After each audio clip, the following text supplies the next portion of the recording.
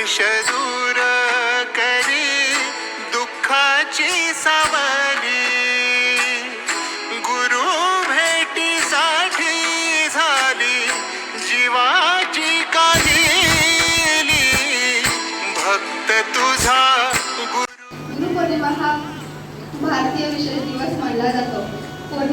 आषाढ महिन्यातील पौर्णिमा तिथीला गुरुपौर्णिमा साजरी केली जाते. गुरुपौर्णिमा हा सण भारत, नेपाळ आणि भूटानमध्ये respected principal, teachers and dear my audience. I am Nupur Kohli from class 10. Today I am here to deliver a speech on Guru Purnima. At first I wish you very happy Guru Purnima. It's celebrated as a festival in India, Nepal and Bhutan by Hindus, Jains and Buddhists. It's on month of Ashad.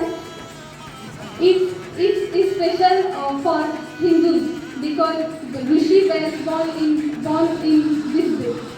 For me to dedicate my respected teachers, Thakur sir and Shraddha ma'am, respected principal, Todi sir, Guru Brahma, Guru Vishnu, Guru Deva Maheshwara, Guru Sakshat Parabrahma Tasmai Shri Gurudev. Thank you. गुरु का हमारे जीवन में बहुत महत्वपूर्ण स्थान होता है. गुरु हमारे भविष्य का निर्माण करते हैं. गुरु पूर्णिमा गुरुओं को सम्मान तथा इयत्ता 10वीच्या आणि या शाळेतील सर्व विद्यार्थ्यांच्या साक्षीनं साजरा करत आहोत.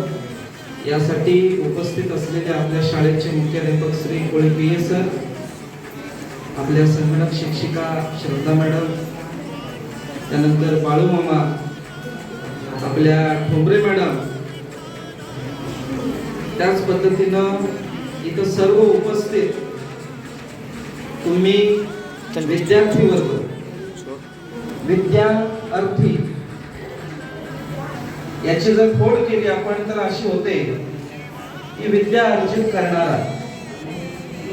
मग गुरु जेव्हा बोलत असतो त्यावेळी विद्यार्थी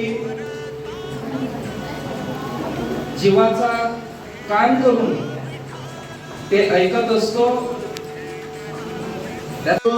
होता कर्ण होता धनुर्धार, बरोबर अनेक धनुर्धार होते, परंतु त्याचे जे शिष्य होते ते गुरु द्रोणाचार्य, कारण ते राजेशाहीतले मुलं होती म्हणून त्यांना शिक्षण त्या पद्धतीचं दिलं जात होतं.